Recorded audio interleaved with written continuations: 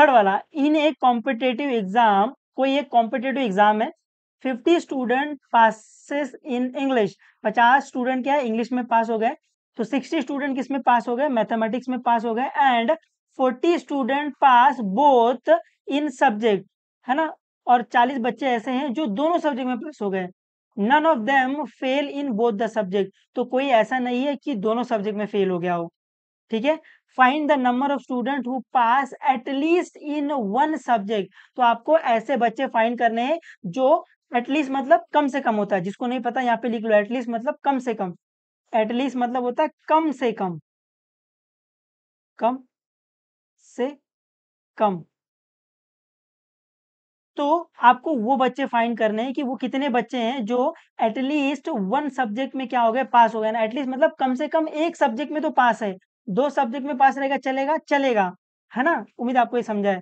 तो आपको यहाँ पर फाइंड करना है कि ऐसे कितने बच्चे हैं जो कम से कम एक सब्जेक्ट में पास है, ठीक है। तो मैं आपको इसका वेन डायग्राम बना के दिखा देता हूँ, आपको वहां से थोड़ा बेहतर समझेगा। तो कोई एक कॉम्पिटेटिव एग्जाम है, तो कॉम्पिटेटिव एग्जाम को मैं क्या लेता हूँ, यूनिवर्सल सेट ले लेता हूँ, है ना, तो ये कोई यूनिवर्सल सेट है जिसके अंदर 50 स्टूडेंट पास इन इंग्लिश, तो कोई एक इंग्लिश सब्जेक्ट ले लेते हैं अपन, है ना, एक सेट ले लेते हैं जिसका नाम ई रखता हूं मैं इंग्लिश के लिए, इसके अंदर कितने बच्चे पास हुए, 50 पास हुए। फिर मैं एक सेट लेता हूँ जिसको मैं एम बोलता हूँ, मैथमेटिक्स, इसके अंदर कितने लोग पास हुए, इसके अंदर 60 लोग पास हुए हैं, और 40 बच्चे ऐसे हैं जो दोनों में पास हुए, तो ये क्या आएगा, ये आपका आएगा इंग्लिश इंटरसेक्शन मैथ्स, है ना, जो इंग्लिश में भी पास है और मैथ्स में भी पास है, ऐसे, ठीक है। अभी आपको फाइंड करना है वो बच्चे जो जो कम से कम एक सब्जेक्ट में तो पास है, तो कौन से बच्चे आएंगे, मैं बोलूँ ये इंग्लिश वाले भी आएंगे, ये मैथ्स वाले भी आएंगे, और ये कॉमन पार्ट वाला भी आएगा, है ना। आपको वो बच्चे फाइंड करने हैं कि वो बच्चे कितने हैं जो कम से कम एक सब्जेक्ट में पास है, तो ये इंग्लिश वाले पास है, मैथ्स वाले पास है, ये जो दोनों में पास है वो भी आ जाएंगे, तो आपको बेसिकली ये फाइंड करना है कि ये कितने स्टूडेंट है इसमें, है ना, तो यहाँ पर आपको ये फाइंड करना है।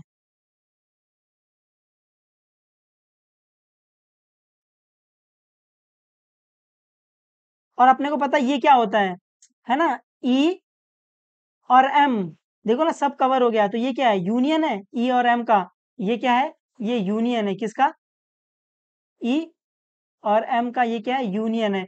तो आपको यहाँ पर फाइंड करना है number of element in E union B, इसका तो फॉर्मूला है अपने पास, क्या है, number of element in E plus number of element in M minus intersection, है ना, उम्मीद आपको ये समझा है, ठीक है। तो अपन डायरेक्ट फॉर्मूला लगाएंगे, आपको ये आंसर मिल जाएगा। तो क्वेश्चन नंबर 3 ये रहा, सोल्यूशन में अपन पहले यू लेंगे, यू में क्या, यूनिवर्सल, यू मतलब यूनिवर्सल सेट, तो यू क्या है, be the set of the student who appearing for the exam, है ना, यू में वो बच्चे आ रहे हैं जो एग्जाम में अपियर हो रहे हैं ना, जो कॉम्पिटेटिव एग्जाम देने जा रहे हैं, तो एन ऑफ यू ये तो पता ही नहीं अपने को। ई क्या है, set of the student who pass in the English, तो ई क्या है, वो सेट है जिसमें इंग्लिश के बच्चे लोग हैं जो पास हो गए हैं, तो एन ऑफ ई कितना दिया है, 50 दिया हुआ है। एम क्या है, set of the student who pass in the mathematics, तो एम क्या है, एक सेट है जिसके अंदर वो बच्चे हैं जो मैथ्स में पास हो गए हैं, तो अपने को एन ऑफ एम कितना मिल जाएगा, 60, है ना, क्योंकि मैथ्स में 60 लोग पास हुए हैं। सेकंड में 40 student pass in both the subject, है ना, 40 बच्चे ऐसे हैं जो दोनों में पास है, इंग्लिश में भी पास है मैथ्स में भी पास है, तो दोनों में पास है मतलब क्या है, इंटरसेक्शन, तो एन इंटरसेक्शन यहाँ पर ई और एम आएगा, ठीक है। तो number of element in E intersection M कितना आएगा, 40 आ जाएगा, उम्मीद आपको इतना समझा है। तो थर्ड वाले में find the number of student who pass at least in one subject, तो आपको यहाँ पर वो फाइंड करना है कितने बच्चे हैं जो कम से कम एक सब्जेक्ट में पास है, तो एक सब्जेक्ट में पास है मतलब ये वाले स्टूडेंट भी आएंगे, ये वाले स्टूडेंट भी आएंगे और ये वाले स्टूडेंट भी आएंगे, तो यहाँ पर अपने को दिख रहा है कि अपने को यहाँ पर यूनियन फाइंड करना है किसका, ई और एम का, तो अपने को फाइंड करना है number of element in E union M, इसका तो अपने पास फॉर्मूला पता है ना, तो यहाँ पर number of element in E union M क्या आएगा, number of element in E plus number of element in M minus intersection, minus number of element in E intersection M.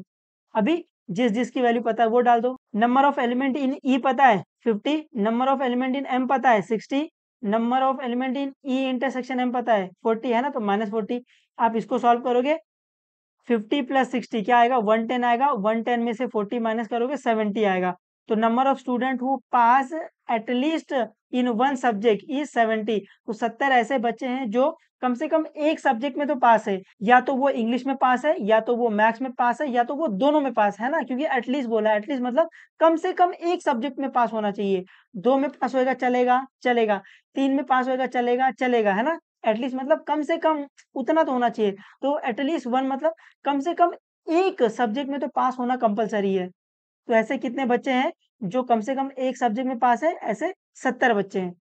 उम्मीद है आपको ये समझा है थोड़ा बहुत। ठीक है, तो पढ़ते रहो। आप ये डायग्राम से समझोगे तो आपको ये ज़्यादा समझ में आएगा। बेहतर तरीके से आप इसको जज कर पाओगे कि आपको क्या फाइंड करना है और कौन सा फॉर्मूला यूज़ करना है। ठीक है, तो पढ़ते रहो। जो भी डाउट रहेगा पूछ लेना, बता देंगे, कोई दिक्कत नहीं है।